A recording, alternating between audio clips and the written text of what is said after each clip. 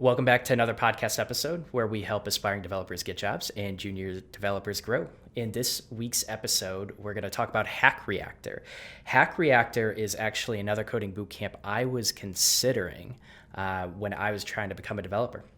Really good ratings, really good reputation, and even just talking with you guys before the podcast, a lot of kind people that get accepted into Hack Reactor. So yeah, let's go ahead and dive into it. Nathan, you want to give a little intro and tell people about yourself? Yeah, so my name is Nathan Mullins. I graduated from Hack Reactor in around April of 2019, and I now work for JB Hunt in Fayetteville, Arkansas as a mobile developer. Cool. How about you, Patricia?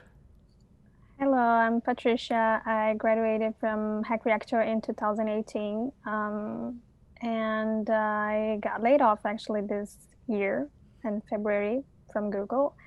And currently, I'm open for my next opportunity. Cool. Yeah, my name's Nick Partridge. I went to Hack Reactor in San Francisco. It was like cohort 51, and I graduated in February of 2017. And I currently work for Elastic, or like Elasticsearch is more commonly known. Awesome. I very well might implement Elasticsearch in an upcoming project, so expect a DM at some point. Definitely do it. All right, sounds good. All right, well, thank you so much for your time. I appreciate you guys being here. And Patricia, one thing I have to say, if I got laid off at any company, I wish it would be Google. I think you're going to be set up very, very well to get your next position. Yeah. So let's go ahead and get started. So real quick, did all of you go through the web development curriculum? Yep. All right, cool. Just want to confirm that. So what was the application process like when you went through that, trying to get into Hack Reactor? I can speak to that. I personally did something that I think was newer to their curriculum, which was more of a guided learning, and it was kind of like I guess a handheld prep course, you would call it. But they essentially had you guys probably did their prep work as well. They make you do some basic JavaScript work to make sure that you're, proficient in JavaScript before you get there. And they implemented a newer, I think it's called, I can't remember the name of it, but yeah, they essentially do like a 4-week course where you do classes online with them, and they're walking you through the curriculum for the prep course that they have you do. And I felt like that was a really nice process to go through, because you have hours that you can meet with like a TA essentially, and you do you're working with other people, so you have help if you need it. But after you go through that, they have an interview process. So you do an interview with one of the TAs, and again, they kind of prepare you more for that than you probably would be prepared if you hadn't gone through that guided course. So I luckily got in the first time during that interview, and then I went to Hack Reactor just a couple weeks later. So Yeah, I actually took the same prep course, but I failed the first time I tried to get into Hack Reactor with a technical assessment, mainly because I just had no idea what they were going to ask and like what they're looking for as far as like how you're thinking about the problem. But going through this, I think it was 3 weeks as well. It was like kind of night school, like 3 hours, 5 times a week kind of thing. So it'd like start at 9 and go till 11. But the cool thing was it was a little bit slow, to be honest, at the first time. And I was like teaching people more than learning. But there's halfway through, we got a new TA, kind of like instructor named Tim Mansfield, who apparently was one of the instrumental people in the original Hack Reactor curriculum. So having his insight and like his knowledge, and he was like a Google recruiter before that, I think. I might be wrong, but it was very valuable, and I passed the next time, so it was worth it. Congrats. For me, it was I actually took the prep course too, but I think if I remember, it was like, honestly, guys, I didn't have any background on software engineering or anything like that. I came from education background. I used to be a math teacher, so I was kind of logical, and I am kind of, but I didn't have anything, any background, any like hello world from me. I just didn't know anything. So I took 3 times the prep course, and I failed Hack Reactor, the technical interview. I failed twice, and only on the third time I got in. So it was kind of like kind of crazy experience, but I didn't give up, so I got it. What's crazy about that? Sorry, What? Don.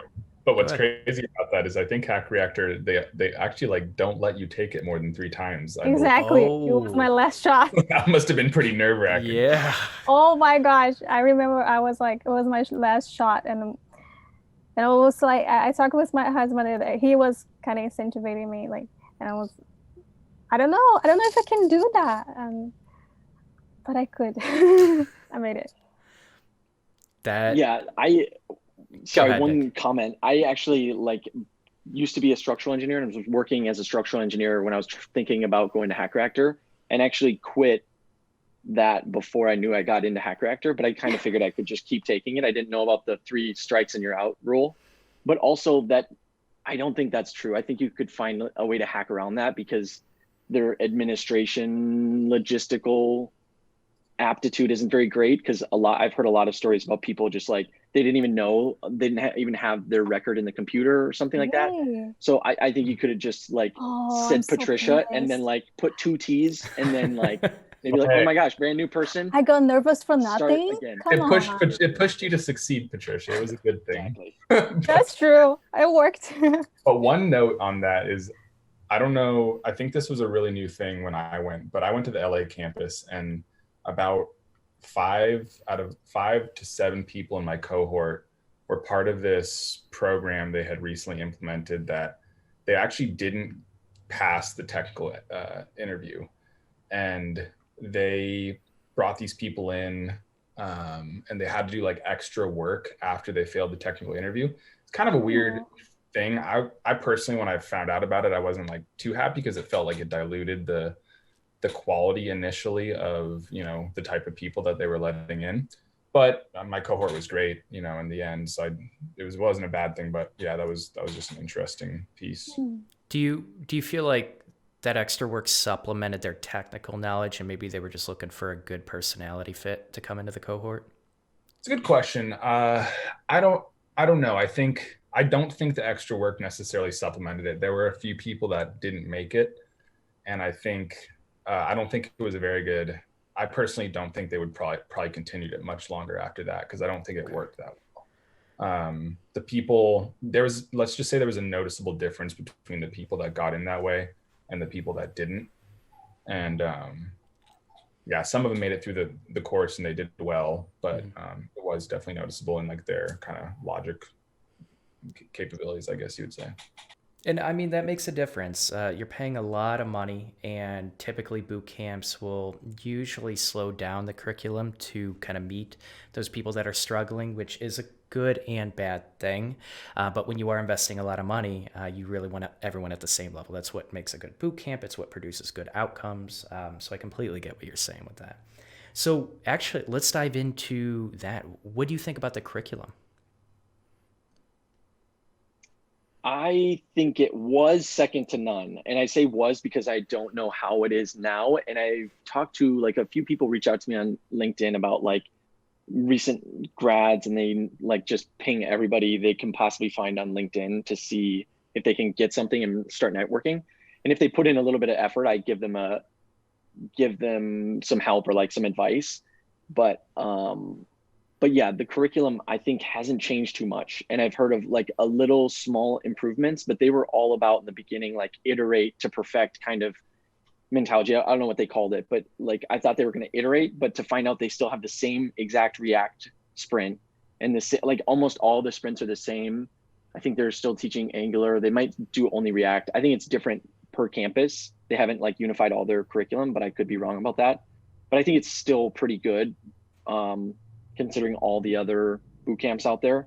I think other boot camps curriculums are like watered down, most particularly Galvanize, because and this is just my opinion, like I think Galvanize is great, but I've talked to some Galvanize grads and they just don't have like fully encompassing knowledge of JavaScript, especially fundamental stuff like the event loop and how all that works, because that's a critical part to debugging and understanding the language. But yeah, I think Hack Reactor's curriculum is solid. Okay. Do you guys have a similar experience? I agree. I think it's pretty solid. I think everything that I use right now, like I build like websites and front end and back end for me or freelancer, or even working at Google when I had to write some code. I think I had a good base from the curriculum from Hack Reactor. The only thing is, I think it's a lot of things to learn in such a small time, but at least you have a little bit of everything, so you can dig in a little bit better later. You know what I mean? Mm-hmm. That's what I felt. Yeah. I thought it was a really good curriculum. Essentially, for anyone that doesn't know too much about Hack Reactor, like a lot of the reason they do the prep course is because by the time they get you there, they kind of expect you to be pretty well versed in like the basics of JavaScript. So by the time they get you there you're pretty much thrown straight into sprints. The way it's structured is like it's a 12-week program, right? And the first 6 weeks are like pretty much just 3-day sprints, and they're just insane. Like you have to do, N Queens, I believe is one of the hardest ones. And you're given 3 days to solve this algorithm with a partner. And it's insanely hard. And, very, very few teams even finished it. And so, yeah, you're cramming hard. And there were a lot of nights where I was there till midnight. And it's intense, for 3 months, it's your life. And you just become a family with the people there. But I had a really great experience with the teacher there. In between those sprints, they have different teachings, about 1-hour teachings on the JavaScript fundamentals. But really where I think it shines is, again, like the people there, because you're with such smart people and they hold such high standards to the people that they let into the school. The second half of the course, the second 6 weeks, is focused around projects. So you're partnered up with usually 3 other people. So it's kind of like squads of 4, and you're given a front end project, a back end project, and then kind of a project of choice. And I think that was just an excellent part of the program, where they really don't give you that much instruction, to be honest, but you just get the opportunity to work with some really smart people, and it drives you to be better and creative. And what's really great about that is they really do structure it very similar, in my experience at least, to what I'm doing now. Like they had you do peer review, even though a lot of people didn't do it. They wanted you to do it. They focused on rapid iteration and making sure that you're just working on getting an MVP and then improving upon it if you have time. So a lot of the stuff that they have you do there and kind of the way that they have you work is really getting you ready for the actual workforce, which I think is extremely valuable. So I thought the curriculum and everything was great. I appreciate you going into detail about that, Nathan, because I recognized almost everything from what you said that's really similar to Full Stack Academy, with splitting it up, learning the first half. The second half is focused on projects. You focus on an MVP in a group, and you have sprints, and it's basically trying to mimic, the actual day-to-day as a developer, which is really cool. And I can tell you, our cohort definitely should have done code reviews. We were encouraged to do it, but that's something we definitely usually pushed aside. Did you, I'm actually kind of curious, did you guys, I do believe that graduates coming out of Hack Reactor are pretty good with data structures and algorithms. When did you focus on that during the boot camp? Which portion of it?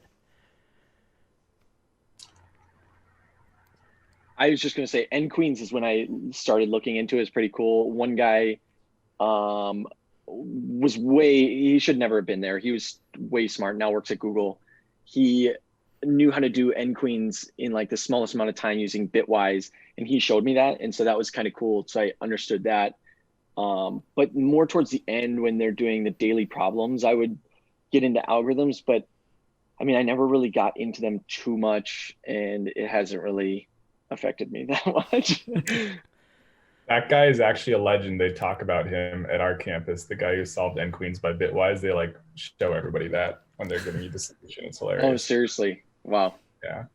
But at our campus, they focused on getting you ready for alg problems, and they actually did that's one thing I didn't mention, but they do mock interviews with you during the second half. So the TAs will take time out of, you usually do like one per week, and you go into a room for an hour and they give you an alg problem to solve, and you whiteboard it out. So that was pretty cool. And they encourage you to do leak code when you get out of there and stuff like that. But yeah, the first half was like, they taught you the basic data structures, and queens was really heavy on that. But then the second half was all project based. So why did they call it N queens? Because you're trying to figure out what number of queens you can fit on a chessboard without them being able to like attack each other. Oh, wow. That's I had interesting. forgotten that. So I actually want to talk on that because I think my experience was a little bit different than you guys, because I struggled so much to get into Hack Reactor, like going 3 times to the technical interview.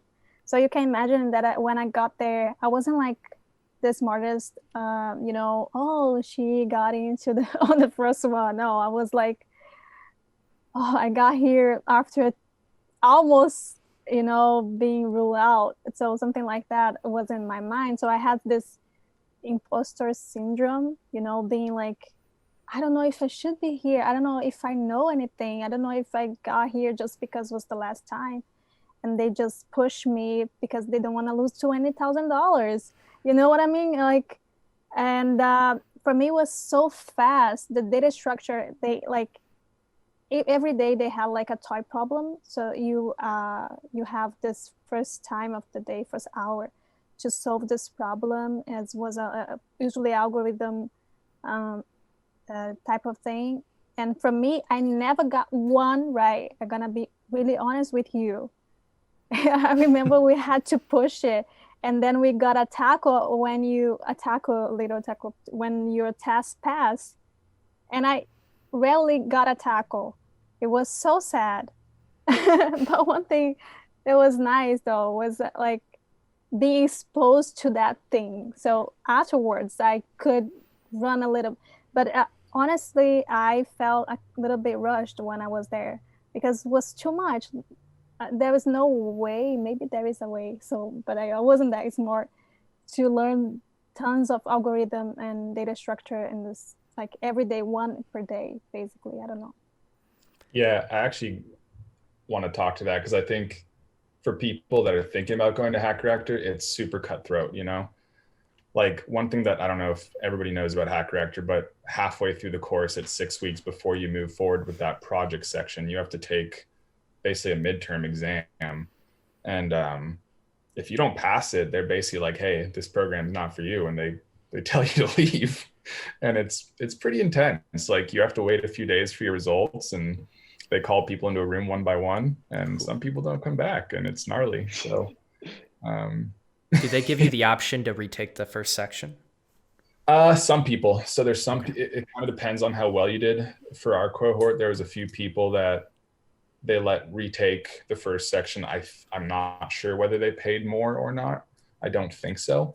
But there was 1 or 2 people that they said, like, this just obviously isn't for you, and maybe you can study some more and try again. But yeah, that was kind of it for them.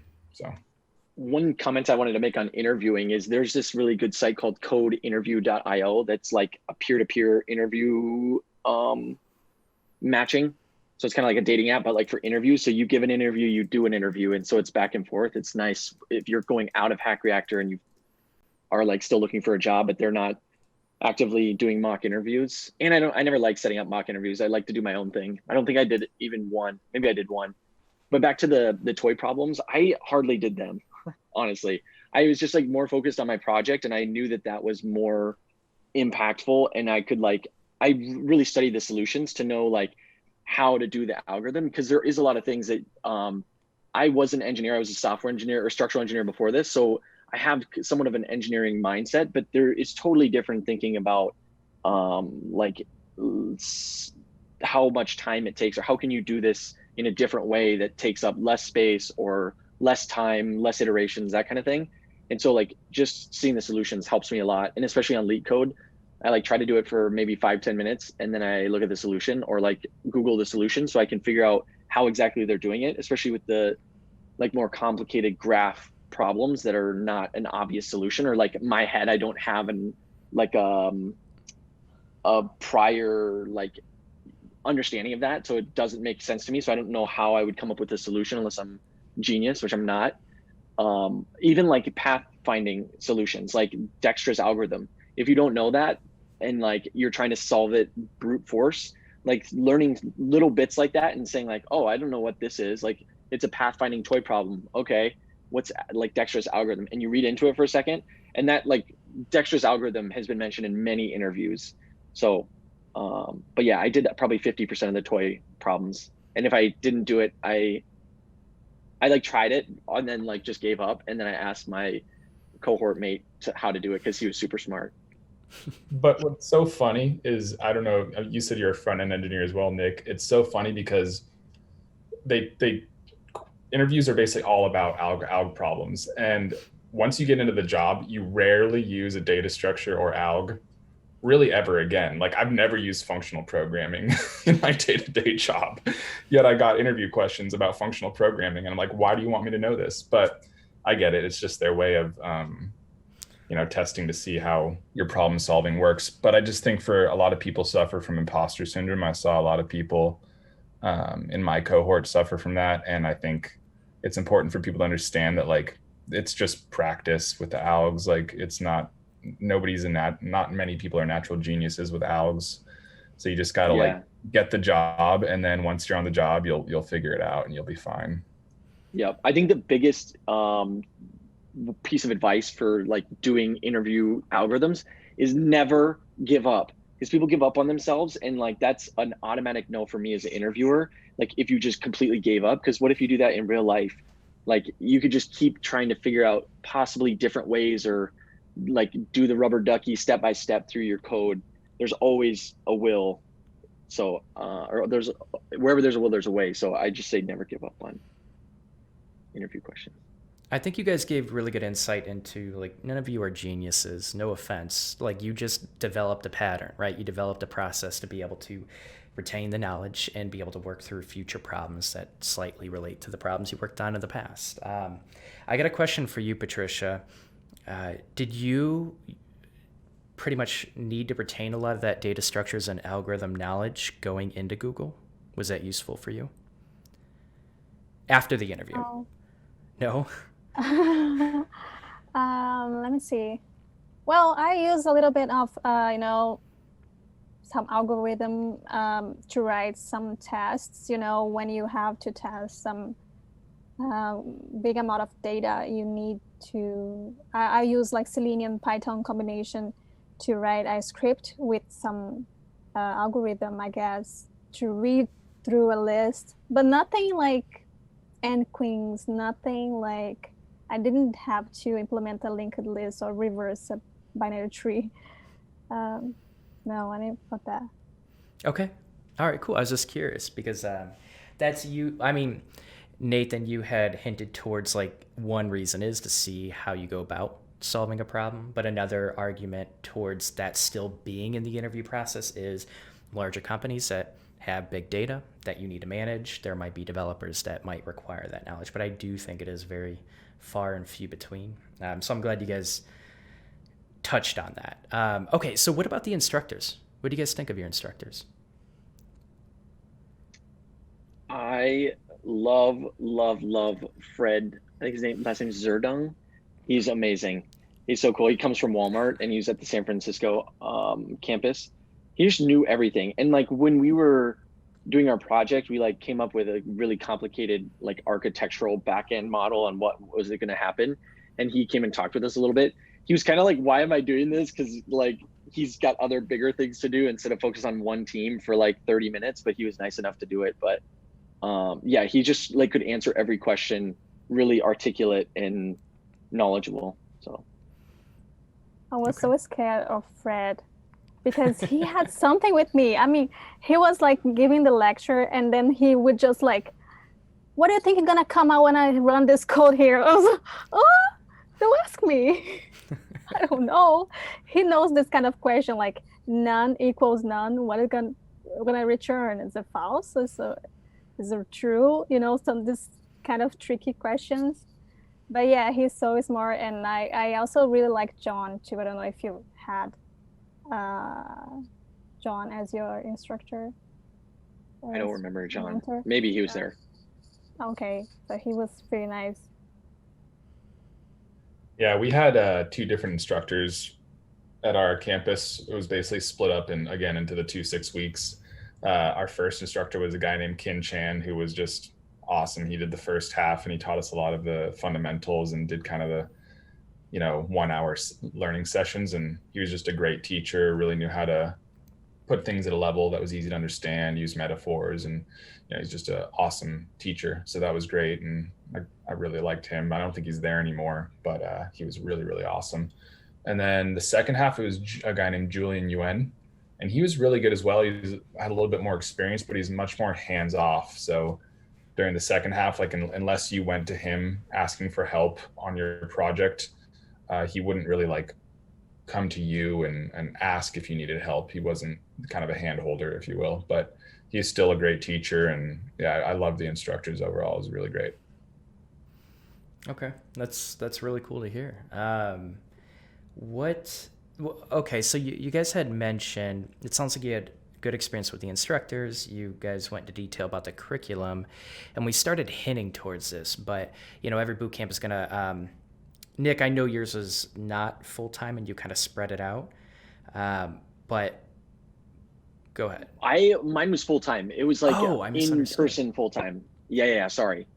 Okay, all right, gotcha. Did you maybe I just completely misheard you. Did you mention you had like the self-study course? I think you did it. Yeah, that's what I mixed in. Okay, because I also got a message. Yep.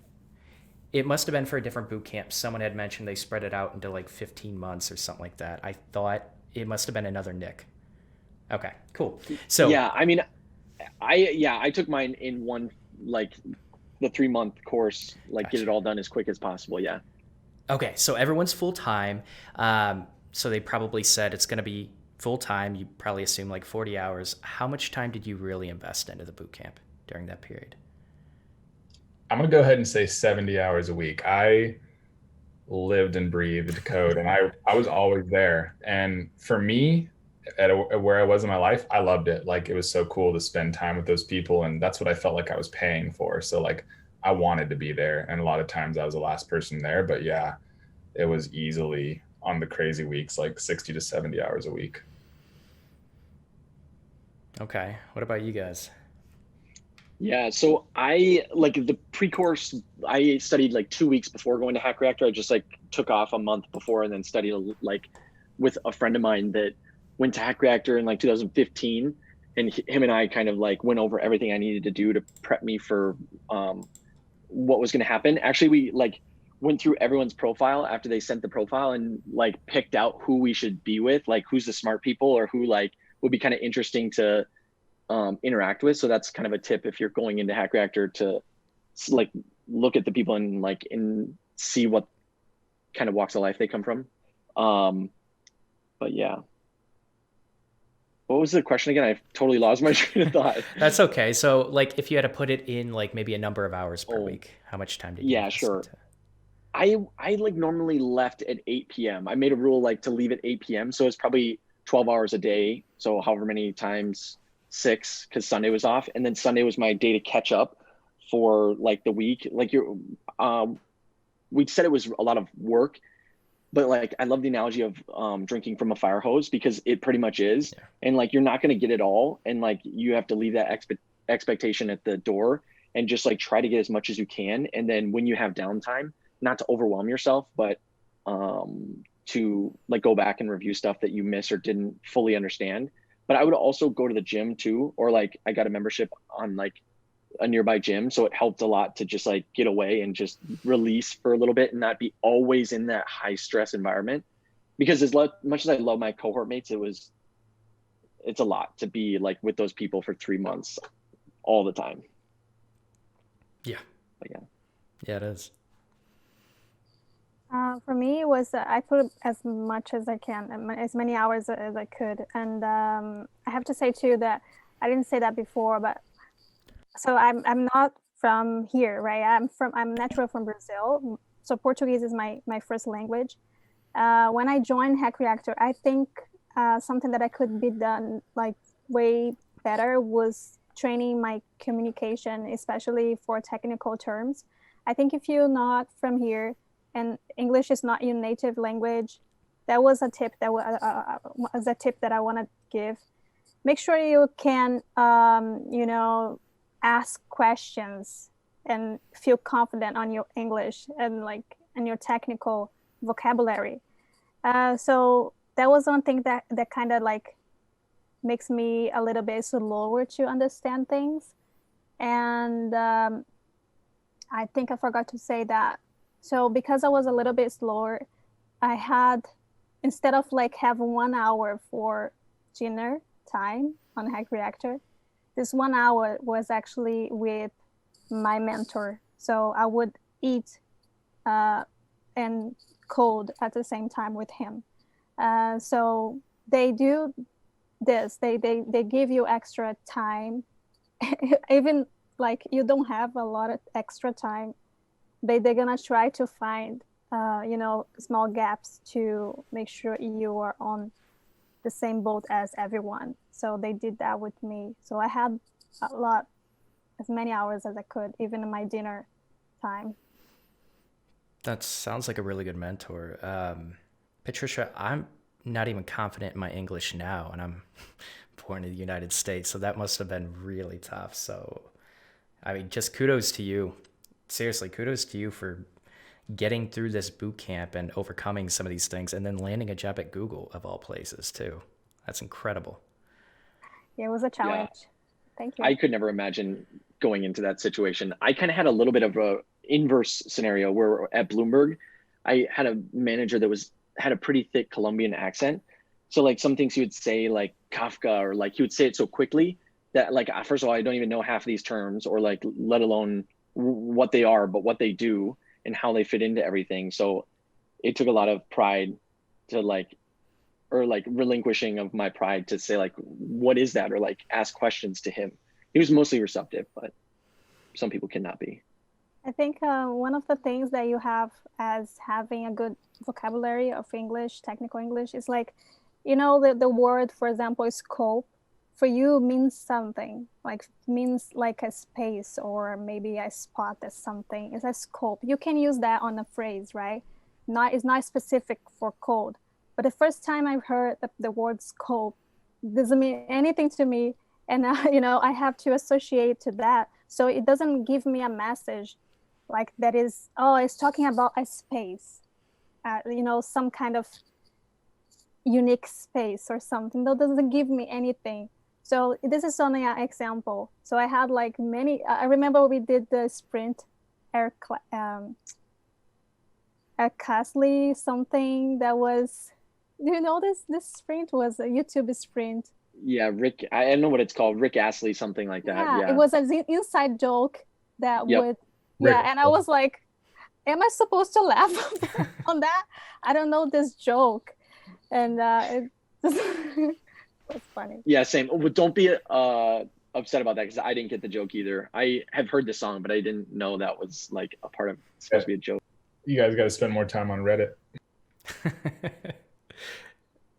Is that a joke, or do you mean that? No. Reddit's really big on Rick Astley. Okay. Really? So yeah, because you're supposed to render a video on your YouTube clone, and then when I start hearing the music, I thought my code worked, and I was like, oh, that's cool. See this video, and everyone was laughing because no, this is a joke. That means that your code doesn't work. Oh, okay.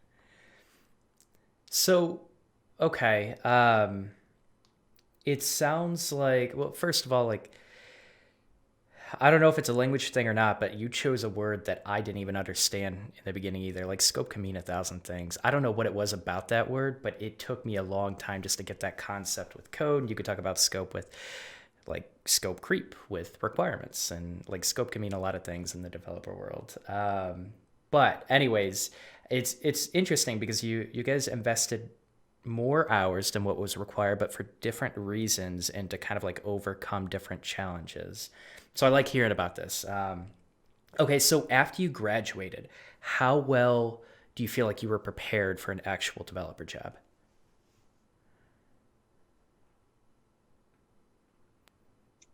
I Right. think I think it was really good. I mean, like, were we great? No, but I feel like nowadays other boot camps are just like jumping in to make a quick buck and not really train people. I feel like Hack Reactor grads have a really good foundation to apply and get jobs.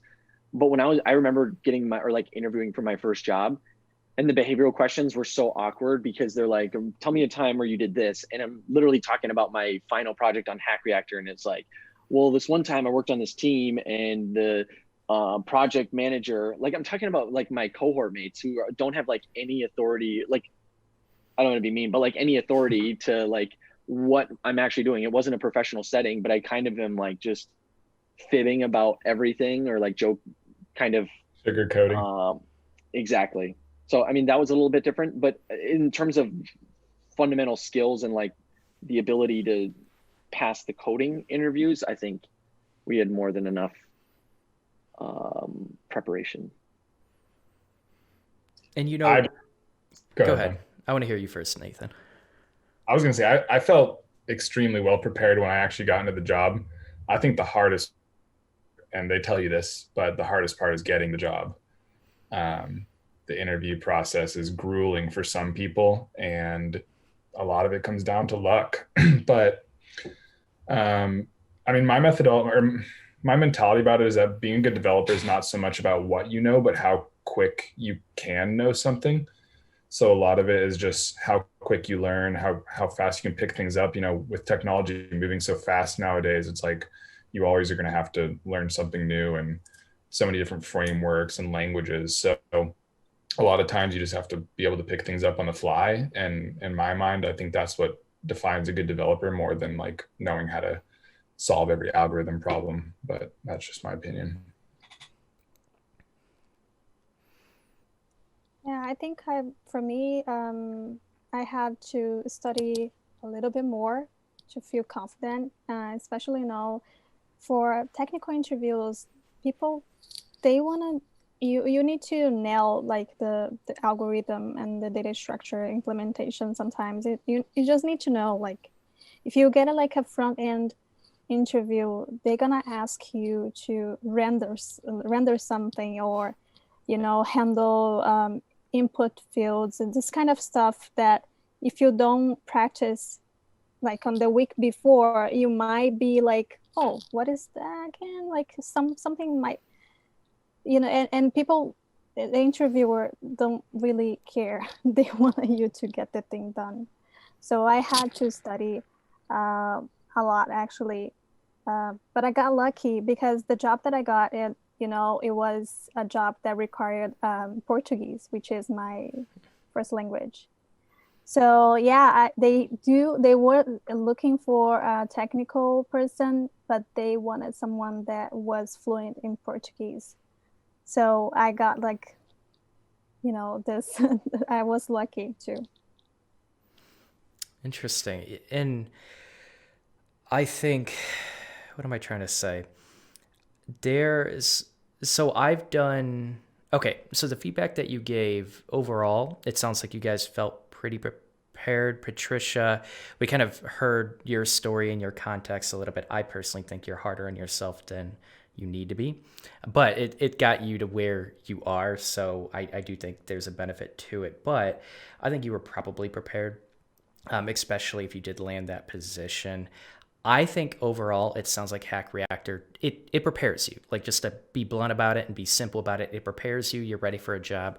When I've done other interviews with other coding boot camps, Nick, you had mentioned a lot of coding boot camps are out there to make a quick buck. And every coding boot camp is a business at the end of the day.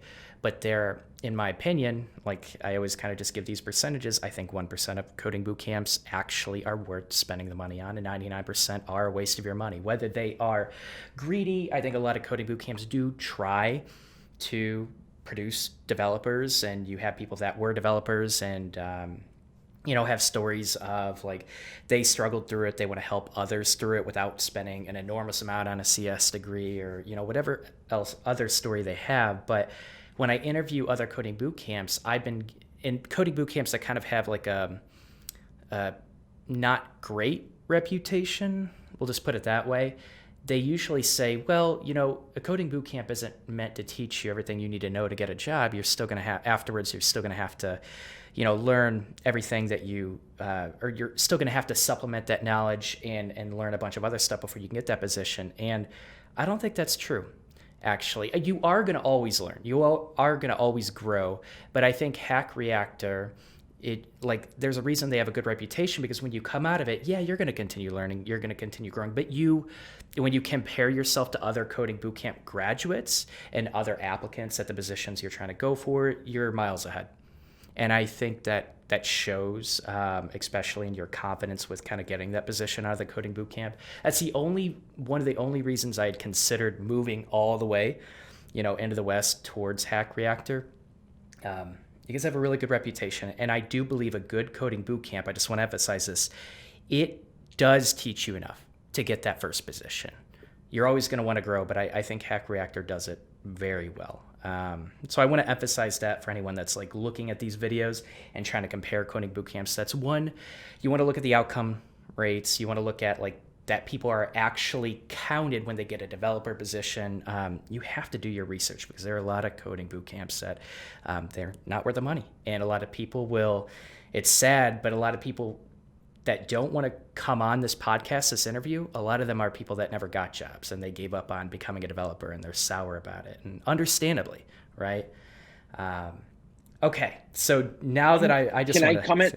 Yeah. Can I make one comment on that? So yeah, you're totally right about the 1%. I think it's more than 1%, but like a small percentage of boot camps actually give you a good education. And I mean, I took a loan out on Hack Reactor and paid it off within a year. I think I took 10 grand out and then put a bunch on credit cards, but then paid it all off a year later. But it's a gamble at the end of the day. But one thing I hate is how universities are now getting into this boot camp thing. And it's the complete antithesis of a boot camp. A boot camp was created out of a necessity that there weren't enough weren't enough software developers, especially front end, because they don't typically teach JavaScript in large capacity at universities. They do have a little bit, but it's kind of like pet projects and learn it yourself kind of thing. But yeah, that's just it's completely contrary ideas. We're having gone through, gosh, I don't know how, 6.5 years of schooling in universities. The only way they want to know pass fail. Did you pass or fail this? And Hack Reactor is somewhat like that. But at the end of the day, it's did you get enough to get a job? It's not did you pass or fail Hack Reactor, because I could have dropped out halfway, did my own projects, and then got a job. So I actually ripped up the Hack Reactor certificate because it doesn't mean anything, because it's nothing, it's a piece of paper. It's you're not paying for the paper, you're paying for the knowledge. You didn't know if I got a piece of paper, to be honest. Oh, really? You got the t-shirt. Yeah. My certificate. What up? That's all you need. That's good. That's I love that you ripped up your certificate. I really do. I just made a comment on LinkedIn the other day. Someone was struggling, and a third of their resume was free code camp certifications. And I think it's great that he found a free resource to learn development, but I'm I want to see more of your projects. These certifications, when you list them, they're almost absolutely worthless. They're a waste of space on a resume. And I have a strong stance, just like you, Nick, with that. So I'm glad you said that. But yeah, I would say doing projects that you can show your work, rather than saying you passed this thing, because anybody could do that for you. It's not how did you do this? And then you can talk about the projects. You can't talk about how you did some like online coding thing, unless it's like an accredited thing like Elastic Certified Engineer or any of the Google or Amazon certifications. That's another thing. Absolutely. I was going to say that you brought something pretty interesting up, Don, earlier, because talking about having enough, to get your first job is, I think a lot of that comes down to your confidence in what you believe you can achieve, because, Hack Reactor is going to teach you quite a bit, but you can only learn so much in 12 weeks. It's a pretty condensed course. And I think what Hack Reactor does do well is it gives you that confidence, kind of like I was talking about earlier, to believe in yourself that you can learn new things really fast. And so that's where I think they really shine, is they make you cram, but they give you a lot of confidence to know that, like, hey, I can do this, and whatever gets thrown at me at this job or even in this interview, like, I can figure it out on the fly. And that's why I think they do such a good job. Yeah, I think that's a really other important thing to highlight. Some people, you did. Look at that. That's awesome. I like that. I really like that. That's cool. Okay, so I have a few more questions, and I want to get to them before we run out of time. I think the last thing about the coding bootcamp specifically, as far as the experience goes, what about the job assistance? What kind of like job assistance, or maybe like a postgraduate course, or like did an advisor connect to you? Like, what kind of job assistance did you get after you graduated?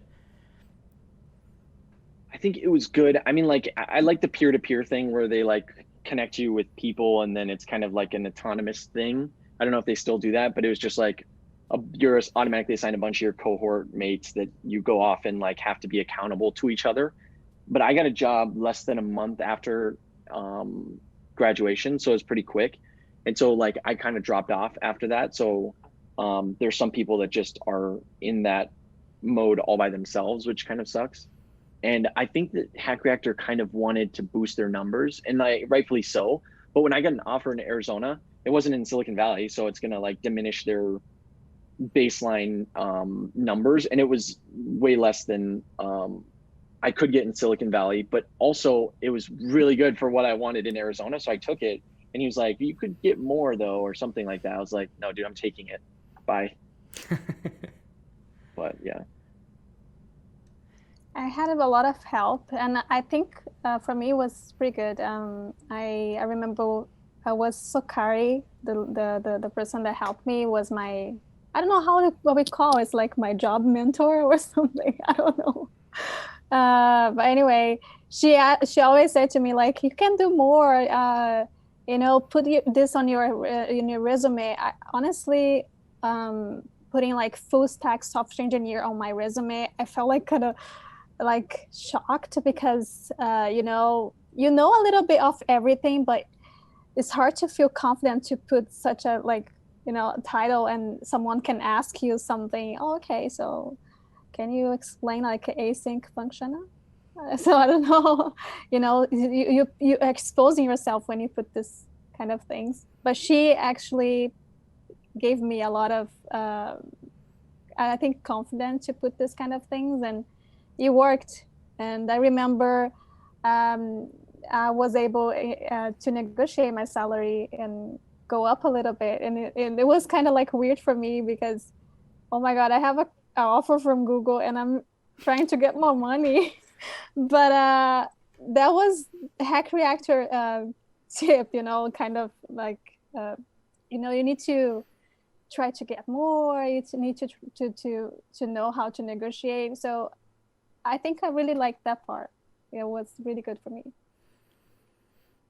Yeah, similarly to Nick, I found a job pretty quick. I think I was the first person in my cohort to kind of drop out of the assistance, but they did do a really good job of preparing you for the search, and they gave you a lot of great advice. They really, kept you on, they made sure you were on track. So there were weekly meetings, like Nick said, with a small group and with the counselor. And she would just say like, hey, try to do 10 a day, 10 applications a day. Don't get discouraged. And I think a lot of it just comes down to keeping people encouraged and not letting people give up. But I do think they did, a good job of that. And I really liked the counselor. So I thought it was nice. Cool. And Sounds another thing is they do offer, I think they offer services like for a whole year after. So even if you lose your first job or something, they would still help you if you needed it later. So that's pretty cool. that's really convenient. Yeah, overall, it sounds like the experience is really good. Come on, camera. So, okay, cool. I know we touched on almost everything that I wanted to touch on. I think you guys did a really, really good job of kind of giving important context. I think when people give extra context, you don't sometimes realize it, but very often there's at least one person watching that went through almost your exact situation and they can really, really relate strongly to that. So I love that you guys dove into these tangents. I thought that they were awesome. So let's try to be a little bit more critical now, because no boot camp is perfect, right? So if we think back to the curriculum, what could be improved about it? What were some pain points when you do look back at it now where you would, if they were asking for feedback, you would suggest some changes at that point? And feel free to take a minute to think about it. So I have like these ambitious goals of creating my own boot camp. So I don't want to say too much because like, I don't know. I just don't want to like give them any ideas. But I think that so one thing that kind of pissed me off with my cohort was it was like October season, or like, I think we started Halloween. So Halloween was our first day, and then it went through February of the following year. But like with Thanksgiving and Christmas holidays, it was like a week off or 2 weeks off or something like that. And so we basically lost 1 or 2 weeks. And it was basically like, we're not going to extend it beyond that and like start the next cohort 2 weeks later and like keep you guys 2 weeks later or whatever. It was, you guys have to finish it in the like the already given amount of time. Just like, and that seems so stupid to me because that's like being cheap. Why won't you extend it 2 weeks and let us get the full experience rather than having us do the database sprint on our own, which I really didn't even do the database sprint hardly. It just seemed really tacky to me that they did that. Can we talk about other things we don't like or just about curriculum? You could talk about other things. Yeah. Okay, I'll hold off on that for now if Nathan or Patricia have something to comment on the curriculum. Yeah, but I think that's a really, really good point, especially when you're paying that much money. Feeling cheated in any ways, it's going to sour your experience. And like you said, if they give you like a take-home project, I don't like, if it's an immersive boot camp, don't give take-home projects unless it's like supplemental, unless it's right. Yeah. Yep. And so like in terms of what they could do better with the curriculum, I have a lot of ideas about that, but yeah, I mean, like one thing I would like to see, which they kind of did, was like progressive things. You're saying like the weaker people are disadvantaged as well as like the people that are super strong are disadvantaged. I'd like to see something that's like progressive. So like you have these 4 tasks to get done. That's the threshold. And then like, if you are more advanced, you can do like these other things that go into like more complicated domains of knowledge. Because one thing I think about imposter syndrome is like, it's mainly predicated around like not understanding what it is. Like Kafka, I don't know how you say it, is like messaging system. Like if you don't understand messaging systems, it's like so foreign to you and you feel like you can't talk about it. So I feel like if you're just exposed to things like Java, it's less scary. To me, it's less scary, but I think they could do a better job of that and just like pushing the envelope. And maybe like if there's a frameworks sprint or something, like do React. And then like, if you finish that really quickly, you could try and redo it in Vue or something. That's not going to take a whole lot of time, but you could just like compound that knowledge, but also like keep pulling the people that are less strong. Like it's fair for everyone, or it gives everyone the best benefit of Hack Reactor, I would say. I think that's a really, really good idea.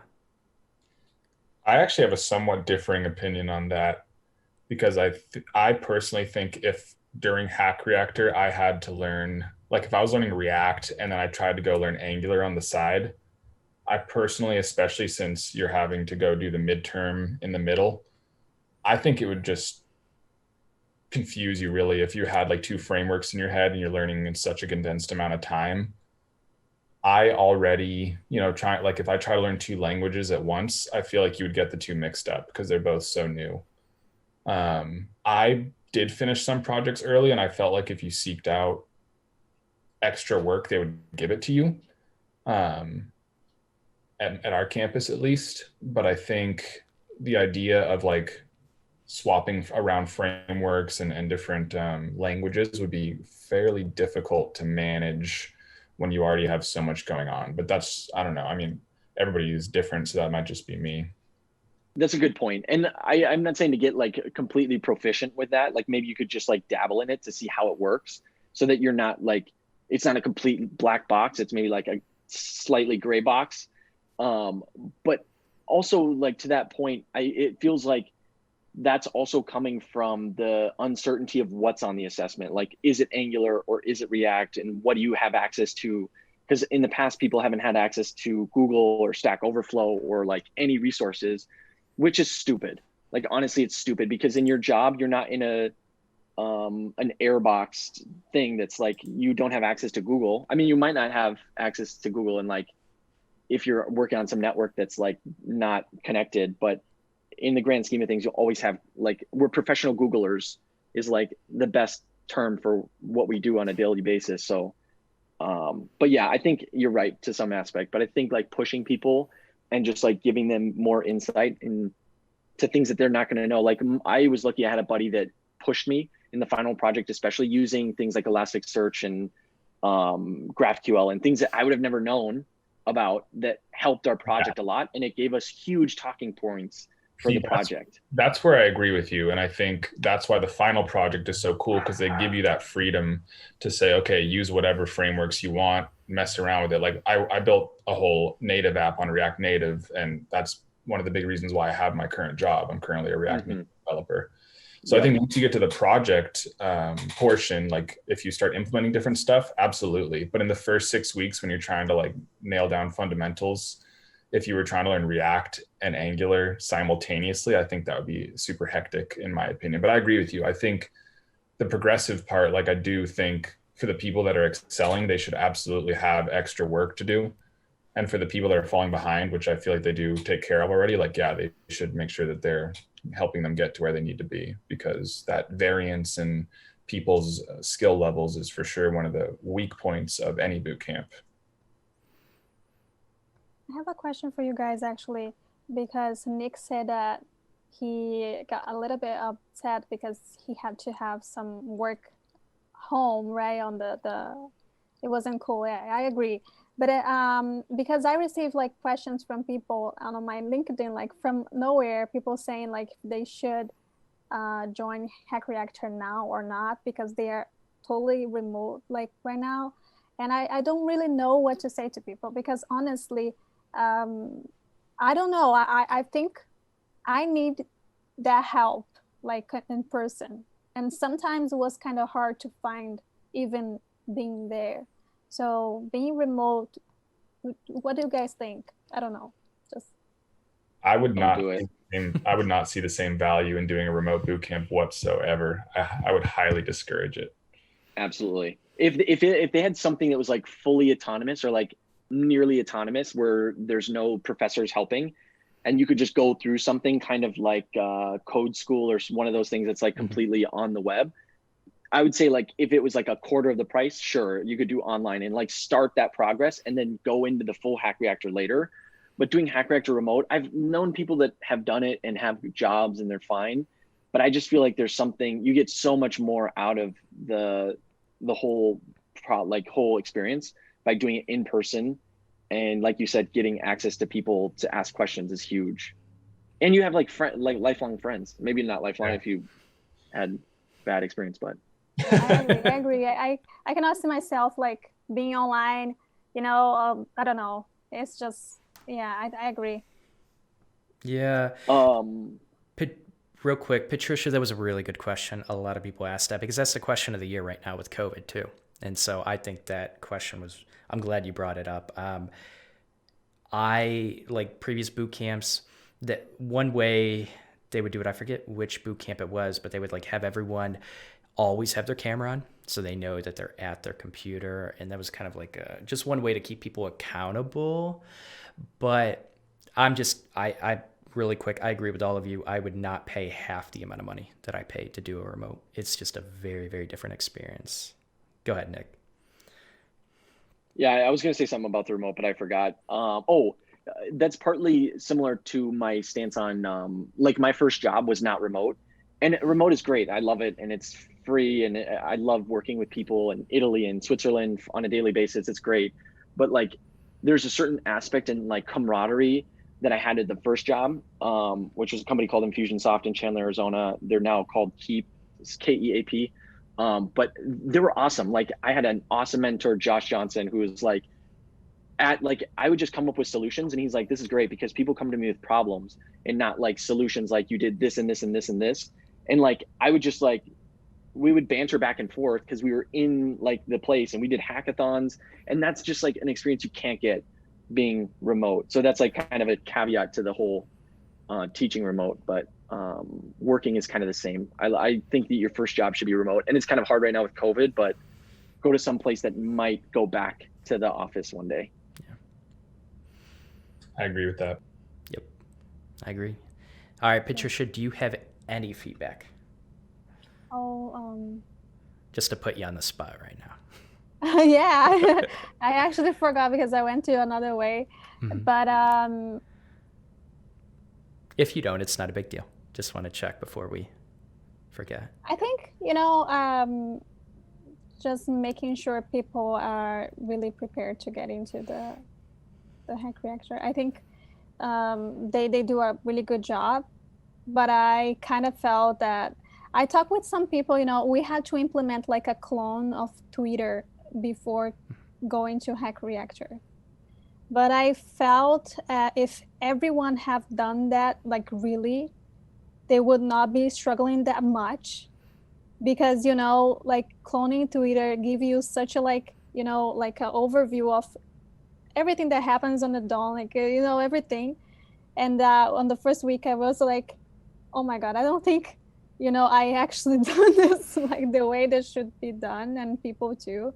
So yeah, making sure people are actually taking the task and not being greedy and just making people pass because they want the money. Keep the standard. Yeah, I think that's a really good point, and I can relate to it because data structures and algorithms, I mean, that's knowledge that dropped off a long time ago for me. Just going to be blunt about that, but I struggled with that all throughout Full Stack Academy, and I was good in other areas, and the only reason I think they let me progress to the second half, because we had tests as well, was because I was good with picking up the framework and the language and the fundamentals, but data structures and algorithms, like, I just didn't have enough practice with it, and I actually missed a few. Like, they should have held me back, honestly, because I struggled through the entire second half, and like, it only gets worse as the problems progress in complexity, and I had to really catch up after the coding bootcamp. But yeah, coding bootcamps. Yeah. I feel that they've, at least my cohort, there were a few people that I don't think should have gotten past, and they still did anyways. And like, they definitely struggled, and the teams that they were on had to kind of pull their weight.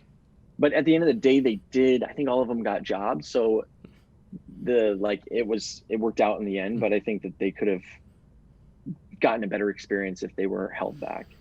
And I think there's a big difference between feeling like you're behind and actually being behind, because I think the fact that they did get jobs is a huge indicator. I think sometimes it feels like, especially if it's a tough coding bootcamp with a high standards like Hack Reactor, it's going to feel like you're not ready for a job when you come out, when in reality, all the people that you're competing with, you're miles ahead of them too. And I think a good coding bootcamp puts you there whether you are confident or not. Yeah, and I wanted to say this earlier when we kind of talked about placement and like getting into companies. The first company I got into, I was like a second year. They like, every company does the whole tiers of seniority differently, but I was like a second engineer, and there were other engineers under me or at the same level that had like 10 years experience in coding and like went to universities for computer science degrees. So it's wild to see that. And then they promoted me above these people later on, and I was just flabbergasted. And the beauty of that is like the emphasis on, gosh, what's the word? Like ambition, or there's a word that's like you do things out of like nothing. Like I'm just gonna go do this thing, and like, because it's for the bettering of everybody around me. I don't know what the word is. I'm missing it. Initiative, like showing initiative to like do some task that's like not required of you and no one told you to do it, but just because, like, for example, there's a test error that was like something was changing and our tests were flaky as heck and they would always fail. And I figured out why, and like redesigned the whole system so that it wouldn't happen again. And like part of that's why I got promoted, but other people just sit there and they're like, okay, I'm going to code and do whatever I want for this day. And so utilizing, most companies have something like, at Elastic they call it space time, but it's like a week or a day or some time that they allot you to do whatever you want to like better the company. And so I think that taking advantage of those and like really concentrating on what it is you want to do and seeing issues with the current product is huge, and showing that initiative really pays off, at least in my experience. One cool thing about Hack Reactor, and you bring up an interesting point, is like I think a lot of companies value soft skills pretty highly for developers. And Hack Reactor, I felt, and I don't know, I haven't been any other boot camp, so I don't know what they do, but Hack Reactor did have you do presentations on your projects, and they had us do like we had to pick a random subject, preferably about coding, and do a presentation on it. And so they had us get like our public speaking up and our leadership skills within a group and all that. So they kind of helped you work on your soft skills while teaching you about coding, which I think is pretty valuable. That's cool. Yeah, I think they all kind of have their, you don't really notice it, but because maybe it doesn't make sense. I think it's kind of tacky to like have a course on soft skills and presentation and everything. I think a good coding bootcamp kind of just blends it in, because you do have to mix, like, I think a big thing is talking about your projects and talking about technical details, especially with people that might not be technical. And I think that's an interesting thing to try to build up. But it's good to hear Hack Reactor kind of melds that in a little bit. But okay, so I want to be really cautious of your time. We're about at 7:30. Nathan, Patricia, Nick, it was a pleasure having you on. Seriously, thank you so much for this. A lot of you had really, really good insight. Let's do our outros. If you want to, what I like to do is to say, how can people connect with you? If you don't want to include your LinkedIn, you don't have to. You could just say goodbye. That's completely fine. But we'll start with you, Nathan. If people want to reach out to you, where could they reach you? Yeah, I'm on LinkedIn, Nathan Mullins. You can feel free to add me, shoot me any questions you might have. I'm happy to help anybody who needs advice. Awesome. How about you, Patricia? Me too. I'm on LinkedIn, Patricia Shirazi. Feel free to say hi. Yeah, I'm also on LinkedIn. I don't really have a huge other following or namespace anywhere else, but my handle is NR Partridge on LinkedIn. Okay, cool. You actually set up a LinkedIn handle? Yeah, I think that's part of the Hack Reactor thing, isn't it? Is it? Maybe it's not. I don't know. Nice. I like it. So, okay, that's it. Again, Nathan, Patricia, Nick, it was a pleasure having you on. If you guys want to see more episodes like this, we're going to be doing more bootcamp episodes. I think next week is Flatiron, and then I'll have to decide who I'm going to interview next. But I think people are really liking these. So if you like these, leave a review on the podcast or a comment on YouTube. Let me know. That actually is the reason why I keep doing them, because I'm getting a lot of good feedback. So we'll continue doing more. But again, everyone, thanks so much for coming on. I really appreciate it. If you want to hang out for a few minutes afterwards, you can. Patricia, I actually have a question for you afterwards. But yeah, thanks for coming on. And this was it was a pleasure meeting all of you. Thanks, Don. See ya.